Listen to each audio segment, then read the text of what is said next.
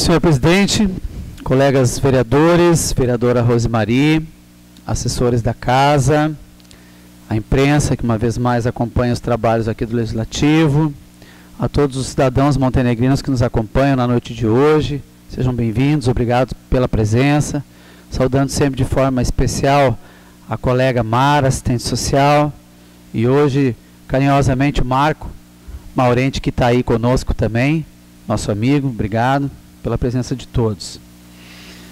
Bueno, são muitos os assuntos que a gente pode e deve abordar aqui desta tribuna e, de fato, eu preciso retomar algumas falas que os colegas que me antecederam fizeram também.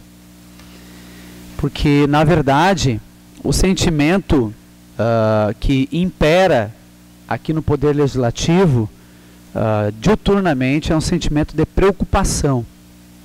Sentimento de preocupação com a nossa cidade.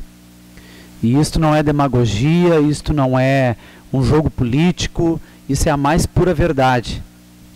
Quem nos conhece, conhece a nossa intervenção social aí, sabe que nós estamos de fato preocupados com o nosso município. E aí, repriso as palavras da vereadora Rose, quando ela diz que a falta de entendimento, ou já diria que até muitas vezes usados de uma forma clichê como massa de manobra, muitas pessoas podem pensar ou perceber de que existe uma disputa entre o Poder Legislativo e o Poder Executivo, de que os vereadores estão contra o prefeito ou fazendo politicagem.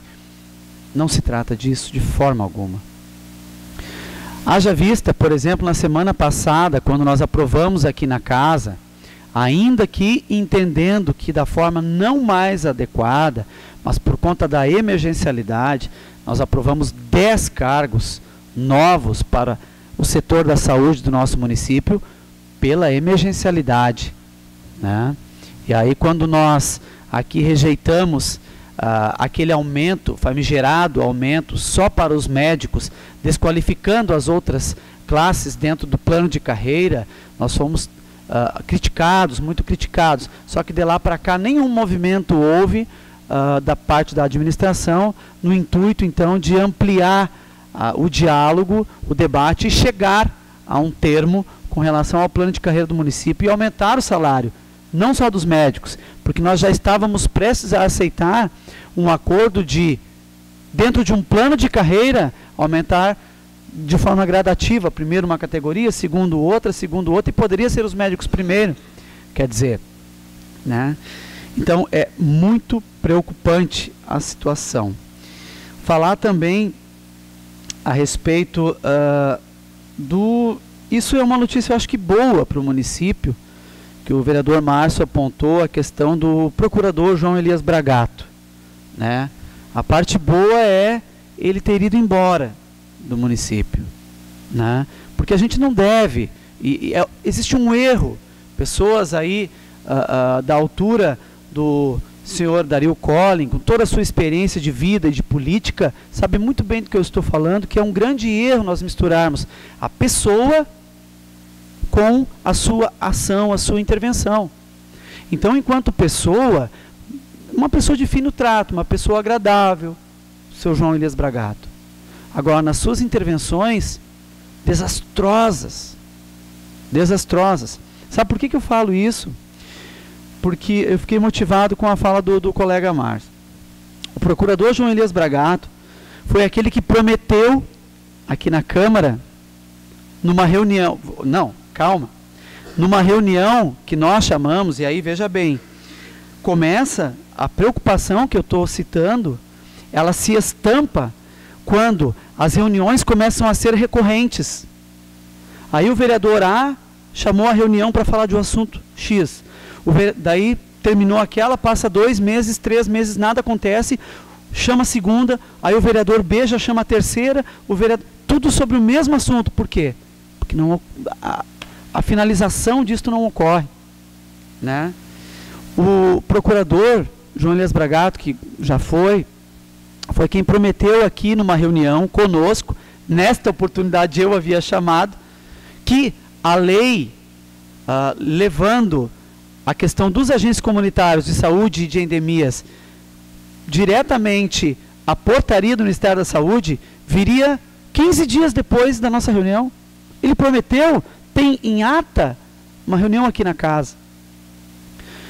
Esse homem prometeu aqui, numa audiência pública, repleto de estudantes, o presidente estava conosco, a vereadora Rose também, uma mesa qualificada aqui, fugiu a palavra, que o sindicato dos professores municipais estava aqui, né, que as linhas de ônibus, aquela das 10h40, uma série de intervenções, ele sentado conosco aqui prometeu, e no máximo 30 dias, estaria aqui o projeto. Prometeu aqui para todos os vereadores, numa vez em que, emblematicamente, o vereador Roberto Brates trouxe uma sacola de lixo reciclável, largou no meio da reunião, e o procurador esse disse que fariam a administração em 8 meses, o que não foi feito em 8 anos. Se tratando, aí viu como é preocupante, porque começa a misturar o lixo e o vídeo monitoramento. 2 alvos de CPI aqui nessa casa. Mal interpretados, às vezes, por alguns que dizem que quer fazer oposição. Os depoimentos estão sendo colhidos na CPI, nem ia falar da CPI, veio a CPI. Veja bem, nessa semana tivemos 3 depoimentos ali na CPI, né? Com exceção do menino ali da informática, que começou o seu trabalho depois já do cancelamento, ou do suposto cancelamento do contrato. Tudo aponta que tem problema. Então, falar também um pouquinho do Promad. Eu preciso falar do Promad, me permitam. Uma parte?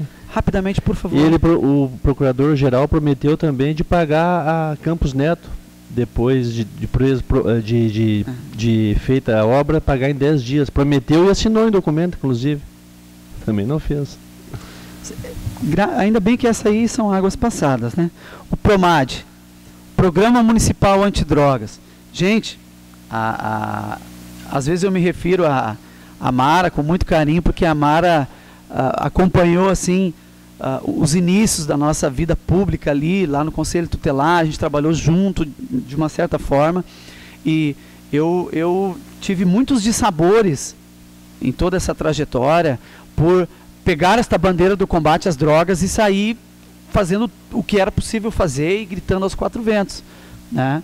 Muitos diziam que eu queria fazer demagogia, que eu queria ganhar voto com isso, enfim, né? Mas a culminância de todo um processo que começa antes, muito antes, foi o Programa Municipal Antidrogas, apresentado aqui na Câmara de Vereadores em 2012, num momento importante para mim também, porque eu era presidente desta casa quando foi apresentado aqui o Programa Municipal Antidrogas. Ou seja, o Promad não é um sonho, ele existe. O que precisa ser feito com ele? Implementar. Uma minuta já está pronta, basta mandar para cá.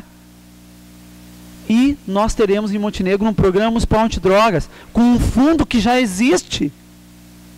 Um conselho pronto para agir, com pessoas que querem trabalhar. E mais, não tem custo. Não custa nada. Por que não custa nada? Porque tem um fundo que vai suprir as despesas. Dá para fazer captação das empresas privadas. Então, quer dizer, é lamentável. Não foi a minha palavra hoje de manhã, a minha primeira fala na reunião.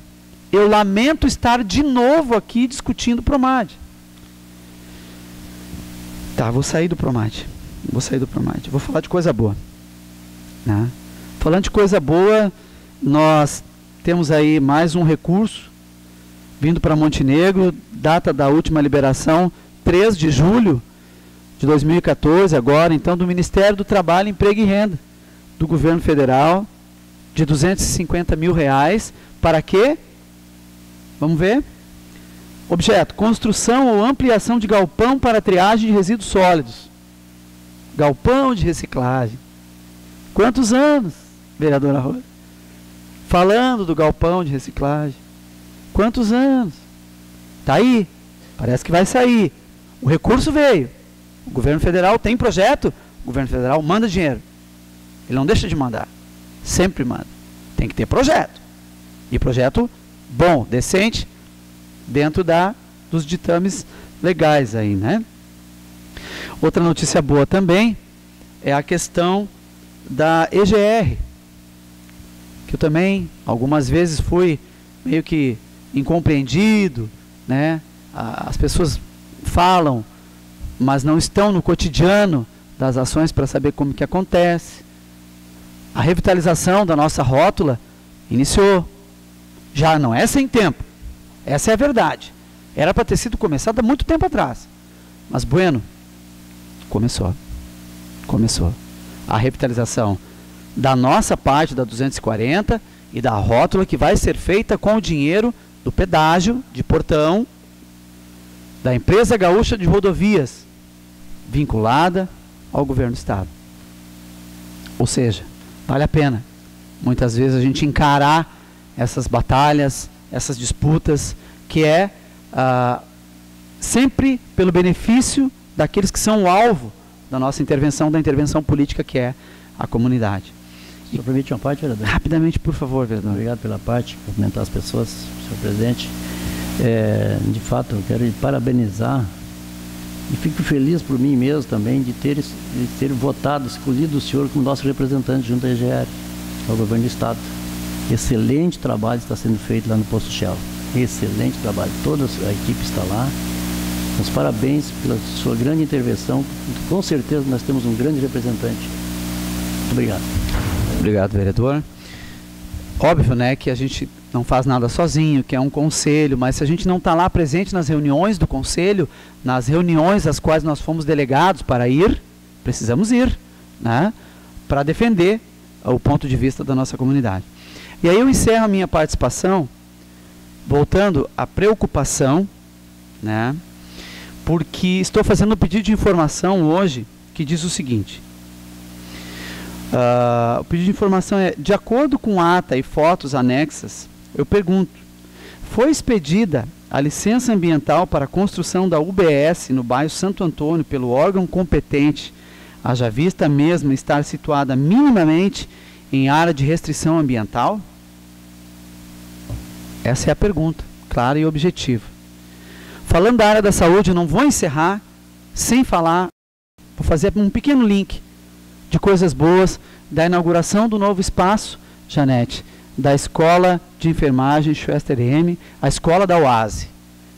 Agora, eu participei, tive a alegria de participar, estive lá representando a Câmara, né, num evento de inauguração, um espaço muito mais amplo, qualificado, fantástico. Parabéns ao UASE, parabéns à escola, e que Deus continue abençoando cada vez mais essa equipe de desbravadoras e de lutadoras que é essa equipe da UASE. Merece o nosso aplauso, o nosso reconhecimento. A área da saúde, que é o seguinte: nós olhamos sempre com bons olhos para a construção de um posto de saúde, de uma UBS, lá no bairro Santo Antônio, que era para ser num lugar, foi desviado de local, nós questionamos, e numa das reuniões onde nós tratávamos da APA, da área de preservação ambiental, e aí eu falo de uma reunião que nós chamamos aqui também, no dia 31 de março de 2014, onde o diretor de meio ambiente do município, o senhor Magnus Engel, fala na ata que não veio nenhuma solicitação de licenciamento e que a obra não tinha licença ambiental para ser feita, né? Passado o tempo, nada aconteceu, e eu estive lá olhando, nesse momento, inclusive de chuva, né, está no pé do morro, e a cerca de 2, 3 metros da parede tem vertente de água lá, tem vertente, ou seja, por isso que eu usei o termo, João, minimamente área de restrição ambiental.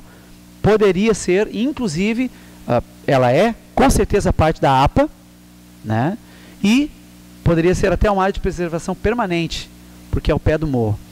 Eu espero, e aí a preocupação é que as coisas vêm sendo feitas dessa forma, como estão, não cause cada vez maiores prejuízos para a nossa comunidade, para a administração e para todos nós. Obrigado.